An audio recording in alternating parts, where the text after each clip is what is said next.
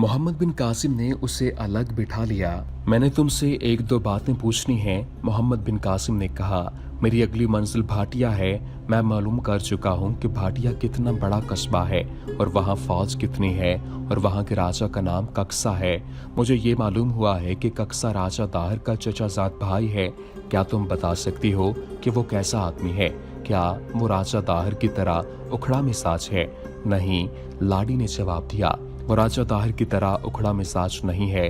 वो दानिशमंद है और दानिशमंदी से फैसला करता है। मैदान जंग का दलेर शहसवार है और तेग जनी में कोई उसे शिकस्त नहीं दे सकता, बशर्त ये कि एक आदमी के मुकाबले में एक आदमी मैदान में उतरे।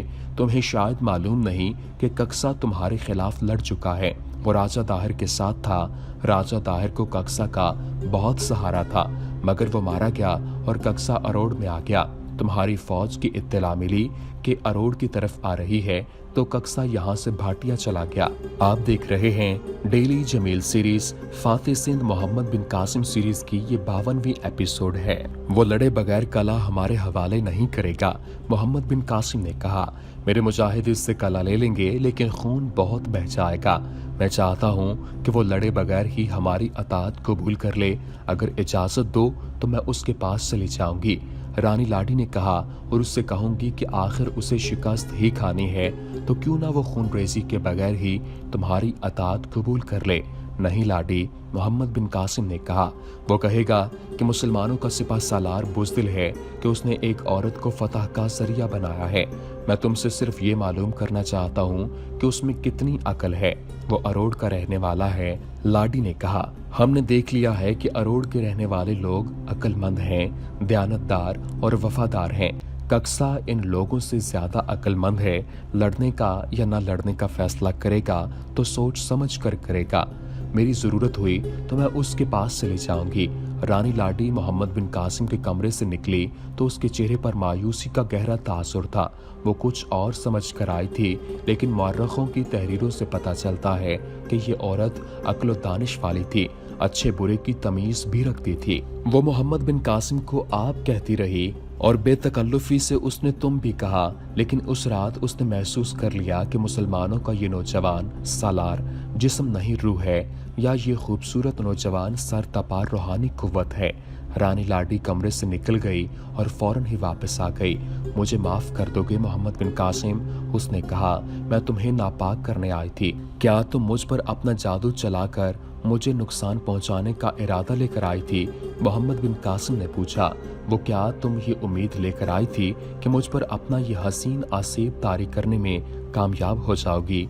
मत सोचो ऐसी बात मोहम्मद बिन कासिम, लाडी ने कहा। मेरा कोई इरादा ऐसा नहीं जिससे तुम्हें नुकसान पहुंचने का खतरा हो। तुम देवता हो। हसीन और जवान औरत को देखकर तो बादशाह इंसानों की सतह से भी नीचे आ जाया करते हैं। मैंने तुम्हें भी ऐसा ही बादशाह समझा था। तुम भी इसीलिए इंसानों की सतह से नीचे उतर आई थी कि तुम शाही खानदान की औरत हो। मोहम्मद बिन कासिम ने कहा। नहीं, लाडी ने कहा। मेरी रगों में शाही खानदान का खून नहीं। मैं तो मामूली सी एक ताजिर की बेटी हूँ, जिसे राजा दाहिर ने देखा तो अपने लिए पसंद कर लिया। मेरे दिल में आम लोगों की मोहब्बत है, इसीलिए मैंने किले के दरवाजे के करीब आकर अरोड़ की फौज से कहा था कि राजा दाहिर मारा जा चुका है और वो तुम्हारी अताअत कबूल कर लें। फिर मैंने तुम्हें कहा था कि लड़ने वालों को कत्ल न करना। अब मैं तुम्हें ये बताती हूँ कि कक्सा तुम्हारी अताअत को कबूल कर लेगा। खून का एक कतरा नहीं बहेगा। रानी लाडी कमरे से निकल गई। चंद दिनों बाद मोहम्मद बिन कासिम मुजाहिदीन के लश्कर के साथ भाटिया के करीब पहुंच गया। ये कला बिन कस्बा दरियाए ब्यास के करीब मशरकी किनारे पर वाक़ था। सुल्तान महमूद गजनवी के दौर में भी ये कस्बा मौजूद था। इसके बाद इसका जिक्र कहीं नहीं मिलता और अब तो इसके खंडरात भी नहीं मिलते। मुजाहिदीन के लश्कर के साथ रानी लाडी भी थी। उसे औरतों के साथ रखा गया था जो मुजाहिदीन की बीवियां वगैरह थीं। मोहम्मद बिन कासिम ने उसे अपने साथ इसलिए रखा था कि किसी न किसी मौका पर इसकी ज़रूरत महसूस हो सकती है। मुजाहिदीन ने भाटिया से कुछ दूर आखिरी पड़ाव किया। कले के मुतालिक ज़रूरी मालूमात लेने के लिए जासूसों को आगे भेज दिया गया। मोहम्मद बिन कासिम का खैमा नस्ब किया जा चुका था, जिसमें वो अभी दाखिल भी नहीं हुआ था कि किसी ने उसे बताया कि कले की तरफ से 6-7 घुड़सवार आ रहे हैं। उनके पीछे 3 ऊंट हैं। मोहम्मद बिन कासिम खैमे के बाहर खड़ा रहा और कुछ देर बाद घुड़सवार और उनके पीछे 3 ऊंट इसे भी नजर आने लगे। उसने हुक्म दे दिया कि ये सवार अगर इसके पास आना चाहें तो उन्हें रोका ना जाए। सवार उसी से मिलने आ रहे थे। उसके खैमे से कुछ दूर शौबान सकफी ने उन्हें रोक लिया। शौबान ने हुक्मनामा जारी करना था कि किसी अजनबी को इस वक्त तक मोहम्मद बिन कासिम के करीब न जाने दिया जाए जब तक वो खुद उस अजनबी को अच्छी तरह न देख ले। मोहम्मद बिन कासिम पर कातिलाना हमले का इम्कान और खतरा हर वक्त मौजूद रहता था। इन सवारों को शौबान सकफी ने ठोक बचा कर देखा और इनकी तलवार अपने पास रख ली। इनके कमरबंदों को अच्छी तरह टटोल कर देखा कि इनके कपड़ों के नीचे खंजर ना हो। अपना इत्मीनान करने के बाद उसने उन्हें मोहम्मद बिन कासिम तक जाने दिया और खुद भी उनके साथ आया। ये राजा कक्सा के भेजे हुए हाकिम हैं। शौबान सकफी ने कहा, राजा के तोहफे लाए हैं। मोहम्मद बिन कासिम उन्हें तपाक से मिला, खैमे में बिठाया और उनकी खातिर तवाज़ो का हुक्म दिया। हम यकीनन आपको कत्ल करने के लिए नहीं आए। एक हाकिम ने कहा, हमसे तलवार लेकर आपके इस हाकिम ने हमारी इज्जत नहीं की। हम जंगजू लोग हैं, मैदान जंग में कत्ल करते और कत्ल होते हैं। मोहम्मद बिन कासिम के हुक्म से इनकी तलवारें आ गईं, जो उसने उन हाकिमों को एहतराम से पेश की। उन्होंने मोहम्मद बिन कासिम को राजा कक्सा के तहाइफ पेश किए। इन तहाइफ का मतलब क्या है? मोहम्मद बिन कासिम ने पूछा, क्या तुम्हारा राजा ये चाहता है कि मैं उसके कलाबंद शहर की तरफ देखे बगैर आगे निकल जाऊं, या वो मेरी अतात कबूल करेगा? अगर आप आगे निकल जाएं तो हम आपको फौज के लिए अनाज दे देंगे। हाकिमों के इस वफ्द के सरबराह ने कहा, घोड़ों के लिए खुश्क और हरा चारा भी देंगे। मैं भीख मांगने नहीं आया मेरे मुअज़्ज़ज़ मेहमान। मोहम्मद बिन कासिम ने कहा, अनाज और चारा हम खुद ले लिया करते हैं, हमें कला चाहिए। मेरे इस इरादे पर कोई सौदेबाजी नहीं होगी। क्या तुम्हारा राजा अतात कबूल नहीं करेगा? करेगा, हाकिम ने जवाब दिया। उसने हमें इजाज़त दी है कि आपको हमारी पहली शर्त कबूल ना हो तो हम आपकी अतात कबूल करने की शराइत पर बात करें। अतात कबूल करने की सूरत में राजा की हैसियत क्या होगी? मैं आपको ये भी बता दूं कि राजा कक्सा राजा ताहिर जैसा नहीं, वो दानिशमंद है, उसके पास इल्म भी है।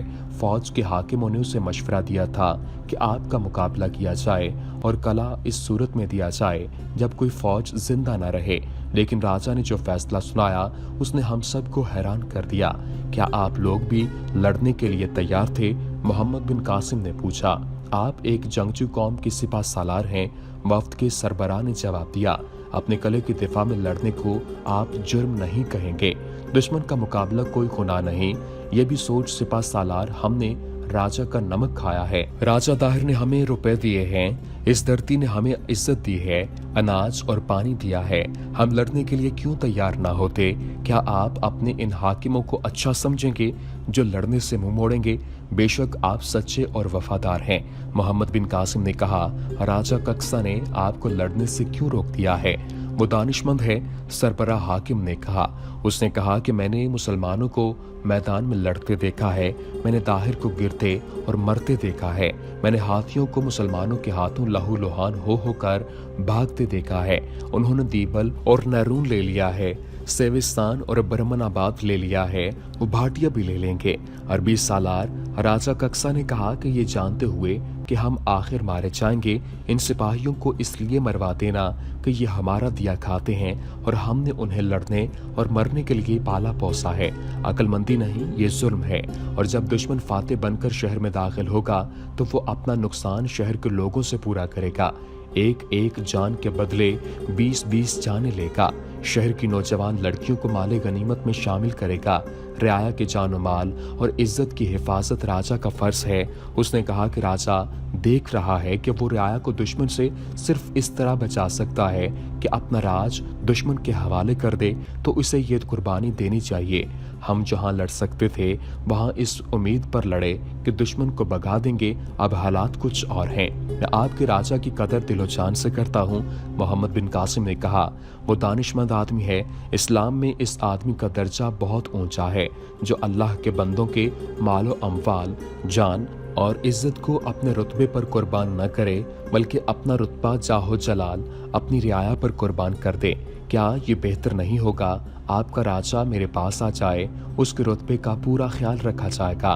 तारीखों में है कि मोहम्मद बिन कासिम ने कक्सा के भेजे हुए वफ्द की बहुत इज्जत की और उन्हें इस एहतराम से रुखसत किया जिसके वो हकदार थे। उसने मुलाकात को हथियार डालने की तकरीब न बनाया। अगले ही रोज अलल सुबह मोहम्मद बिन कासिम को इत्तला दी गई कि राजा कक्सा आ रहा है। मोहम्मद बिन कासिम फौरन खैमे से निकला, घोड़े पर सवार हुआ और कक्सा के इस्तकबाल के लिए खैमागाह से आगे निकल गया। शबान सकफी इसके मुहाफिजों को साथ लेकर इसके पीछे गया। कक्सा घोड़े से उतर आया। इसे पूरी ताजीम देने के लिए मोहम्मद बिन कासिम भी घोड़े से उतरकर और आगे जाकर कक्सा से मिला। तर्जुमान साथ था। क्या आप राजा दाहिर के चचाजाद भाई हैं? मोहम्मद बिन कासिम ने कक्सा से पूछा।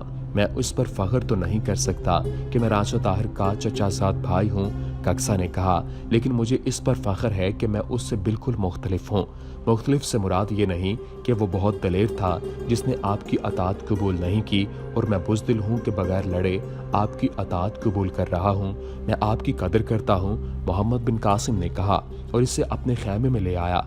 कक्सा के साथ जब मोहम्मद बिन कासिम की बातें हुई तो इंकशाफ हुआ कि कक्सा दानिश्वर और फलसफी है। उसने मोहम्मद बिन कासिम की अतात बाकायदा तौर पर कबूल कर ली। सिर्फ शर्त ये पेश की कि भाटिया शहर के लोगों को अमन व अमान में रखा जाए और उन्हें तजारत की इबादत और शहरियत का पूरा हक दिया जाए। मोहम्मद बिन कासिम कक्सा से इतना मुतासिर हुआ कि उसे अपना मुशीर बना लिया। इन इलाकों के कई एक मकामात और उमूर ऐसे थे जिनके लिए किसी मकामी मुशीर की ज़रूरत थी। मुशीर का दानिशमंद और साहिब असर व रसूख होना बहुत ज़रूरी था। कक्सा से बेहतर और कोई मुशीर नहीं हो सकता था। मोहम्मद बिन कासिम ने इसे खजाने का वजीर भी बना दिया और इस पर इतना एतमाद किया कि उसे मुशीर मुबारक का खिताब दिया। भाटिया को मोहम्मद बिन कासिम ने एक मजबूत फौजी अड्डा बना दिया और अपनी अगली मंजिल के तायुन में मसरूफ हो गया। इस मनसूबाबंदी में कक्सा के मशवरे बहुत मुफीद साबित हुए। फैसला किया गया कि अगली मंजिल सकलंद होगी। बाज़ तारीखों में इसे अस्कलंद भी लिखा गया है और ये इस जमाने का मशहूर और खासा बड़ा शहर था। एक रोज़ रानी लाडी मोहम्मद बिन कासिम के पास आई और उसने ऐसी दरख्वास्त की जिसने मोहम्मद बिन कासिम को तज़ब्ज़ुब में मुब्तला कर दिया। जब से कक्सा ने अतात कबूल की और मोहम्मद बिन कासिम उसके शहर में दाखिल हुआ था, रानी लाडी पहली बार मोहम्मद बिन कासिम के पास आई थी। क्या मैंने आपको कहा नहीं था कि कक्सा नहीं लड़ेगा? रानी लाडी ने कहा, मैं उसे जानती थी कि हालात को समझकर फैसला करने वाला आदमी है। अगर ये शख्स लड़ने की हिमाकत करता तो इसे बहुत बड़ी कीमत अदा करना पड़ती। मोहम्मद बिन कासिम ने कहा, अगर कक्सा कले के दिफा में लड़ता तो मैं उसे लड़ने से रोक सकती थी। लाडी ने कहा, इस पर मेरा इतना असर है कि मैं इससे अपनी बात मनवा सकती हूँ। अल्लाह को जो मंजूर था वो हो चुका। मोहम्मद बिन कासिम ने कहा, तुमने देखा है कि मैंने इसकी वफादारी और इसकी दानिशमंदी की कितनी कीमत अदा की है। क्या तुम कक्सा से मिल चुकी हो? नहीं, रानी लाडी ने जवाब दिया, आपकी इजाजत के बगैर मैं अपने किसी आदमी से नहीं मिलती। तुम उससे मिल सकती हो। मोहम्मद बिन कासिम ने कहा, मैं यही इजाजत लेने आई हूँ। रानी लाडी ने कहा, मैं उससे सिर्फ मिलना ही नहीं चाहती बल्कि उसके साथ रहना चाहती हूँ। ये सुनकर मोहम्मद बिन कासिम खामोश हो गया। उसने महसूस किया होगा कि ये दोनों मिलकर कोई साजिश ना कर लें। आप खामोश क्यों हो गए हैं? रानी लाडी ने पूछा, आपका चेहरा बता रहा है कि आप नहीं चाहते कि मैं उससे मिलूं। आपके दिल में किसी भी किस्म का शक या वहम है तो वो दिल से निकाल दें। कक्सा के साथ उसके खानदान की औरतें हैं, मैं उनके साथ रहूंगी। अगर आप मुझे अपना कैदी बनाकर रखना चाहते हैं तो मैं आपको कुछ नहीं कह सकती। मैं आपको ये भी बता देती हूँ कि कक्सा के साथ मेरा रहना आपके लिए फायदेमंद हो सकता है। हाँ लाडी, मोहम्मद बिन कासिम ने अपनी सोच से बेदार होकर कहा, जाओ, मैं तुम्हें कक्सा के साथ रहने की इजाजत देता हूँ। रानी लाडी कक्सा के पास चली गई। इसी शाम शौबान सकफी मोहम्मद बिन कासिम के पास आया। इब्ने कासिम, इसने मोहम्मद बिन कासिम से कहा, उस औरत को कक्सा के पास भेजकर तुमने अपने लिए खतरा पैदा कर लिया है। तुम मेरे सिपा सालार और सिंध के अमीर ही नहीं हो, मैं तुम्हें अपना बेटा भी समझता हूँ। तुम बड़े ही काबिल और जुर्रतमंद सालार हो सकते हो, लेकिन नौजवानी की इस उम्र में जज्बात कभी अकल पर गालिब आ जाते हैं। मैंने जंगी उमूर में कभी दखल अंदाजी नहीं की और मैं तुम्हें इजाजत नहीं दे सकता कि तुम मेरे मामलात में दखल दो। तुम्हारी हिफाजत मेरा मामला है। क्या तुम कोई खतरा महसूस कर रहे हो? ये लोग इकट्ठे होकर खतरा पैदा कर सकते हैं। शौबान सकफी ने जवाब दिया, ये एक ही मजहब के लोग हैं और तुमने उन्हें तख्तो ताज से महरूम करके अपने साए में बिठा लिया है। ऐसा इम्कान मौजूद है कि ये तुम्हारे वफादार रहकर तुम्हारी इस मुहिम को नुकसान पहुंचा सकते हैं। क्या मुझे अपना फैसला वापस ले लेना चाहिए? नहीं इब्ने कासिम, शौबान सकफी ने जवाब दिया, फैसला वापस लेना तुम्हारी शान के खिलाफ है। इसका इलाज मेरे पास मौजूद है। मैं इन लोगों में एक दो जासूस छोड़ दूंगा जो इनके जान पहचान वाले मुकामी आदमी होंगे। मोहम्मद बिन कासिम ने भाटिया का शहरी इंतजाम रवा कर दिया और अब लश्कर अस्कलंद की तरफ कूच के लिए तैयार खड़ा था।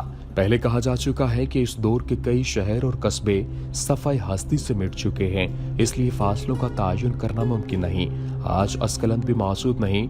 मुजम्मुल तवारीख में ये इशारा मिलता है कि अस्कलंद कले तक पहुंचने के लिए दरियाए ब्यास उबूर करना पड़ा था।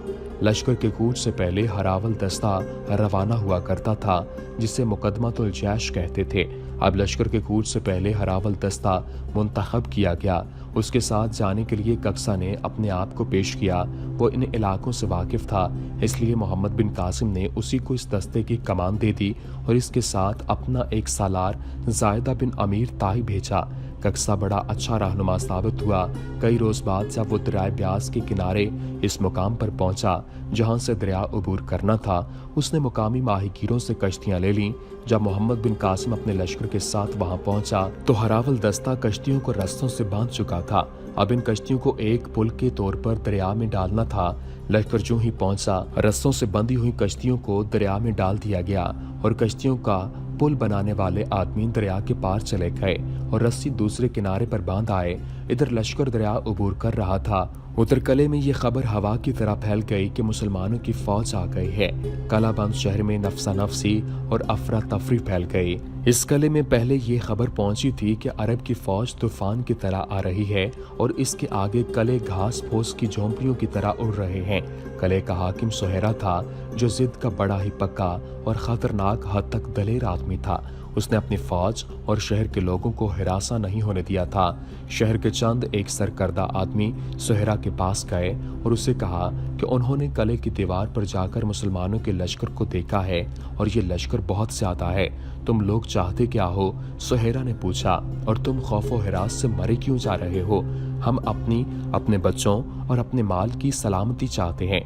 एक आदमी ने कहा, मगर आप समझते हैं कि हमारी फौज कले को नहीं बचा सकेगी, तो मुसलमानों के लिए दरवाजे खोल दें। हमने सुना है कि मुसलमान सिर्फ जजिया लेते हैं और शहर के किसी फर्द पर हाथ नहीं डालते और ये लूट मार भी नहीं करते।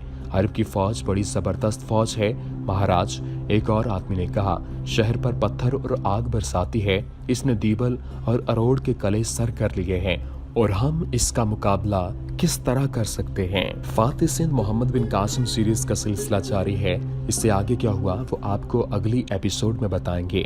उम्मीद करते हैं कि आपको हमारी ये वीडियो पसंद आई होगी। वीडियो पसंद आने की सूरत में लाइक कीजिए, शेयर कीजिए और हमारे चैनल को सब्सक्राइब करना मत भूलिएगा। वमा अलैना इल्लल बलागुल मुबीन।